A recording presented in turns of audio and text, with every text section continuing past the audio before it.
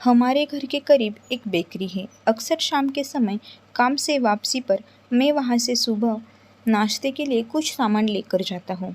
आज सामान लेकर बेकरी से बाहर निकल रहा था कि हमारे पड़ोसी मिल गए।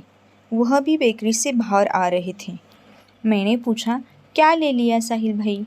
कहने लगे, कुछ नहीं रमेश भाई, बस कुछ वेज रोल और जलेबी ले ली है, पत्नी और बच्चों के लिए। मैंने हंसते हुए कहा, क्यों, क्या आज भाभी जी ने खाना नहीं पकाया? कहने लगे, नहीं नहीं रमेश भाई, यह बात नहीं है। हुआ यूँ कि आज ऑफिस शाम के समय कुछ भूख लगी थी तो दोस्तों ने वेज रोल और जलेबियाँ मंगवाई थी। मैंने वहाँ खाए थे तो सोचा जो घर में बेटी है वह कहाँ खाने जाए, उसके लिए भी ले लूँ। यह तो सही नहीं हुआ ना कि मैं खुद तो ऑफिस में जो दिल चाहे वह खा लूँ और बीवी बच्चों से कहूँ जो घर में पका है सिर्फ वही खाओ। मैं आश्चर्यचकित होकर उनको देखने लगा क्योंकि मैंने खुद आज तक ऐसा नहीं सोचा था।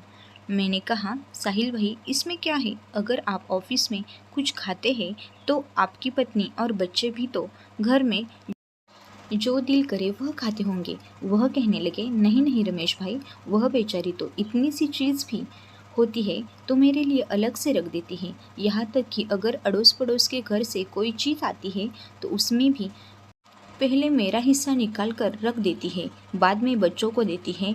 अब यह खुदगर्जी हुई ना कि मैं वहाँ दोस्तों में गुलछर्रे उड़ाऊँ और पत्नी और बच्चे घर में दाल चावल खाए। मैंने आश्चर्य से पूछा, गुलछर्रे उड़ाऊँ? यह वेज रोल और यह जलेबियाँ, यह गुलछर्रे उड़ाना कब से हो गया साहिल भाई?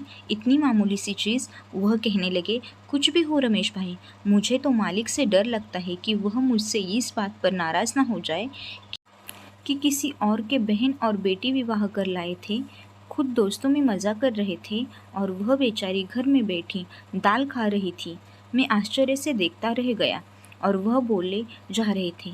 वह आगे कहने लगे, देखिए, हम जो किसी की बहन या बेटी विवाह कर लाते हैं ना, वह भी हमारी तरह इंसान ही होती है। उसे भी भूख लगती है, उसकी भी ख्वाहिश होती है, उसका भी दिल करता है तरह तरह की चीज़ें खाने का, पहनने ओढ़ने का, और 2 वक्त की रोटी देकर उस पर घमंड करना कि बड़ा तीर मारा है। यह तो इंसानियत नहीं है, यह खुदगर्जी है। और फिर जैसा हम दूसरों की बहन और बेटी के साथ करते हैं वह हमारी बेटी और बहन के साथ होता है। उनके इन आखिरी शब्दों ने तो मुझे हिला कर रख दिया। मैंने तो आज तक इस अंदाज से कभी सोचा ही नहीं था। मैंने कहा, आपकी जितनी तारीफ़ करो उतनी कम है साहिल भाई। आपने मुझे सोचने का एक नया नज़रिया दे दिया।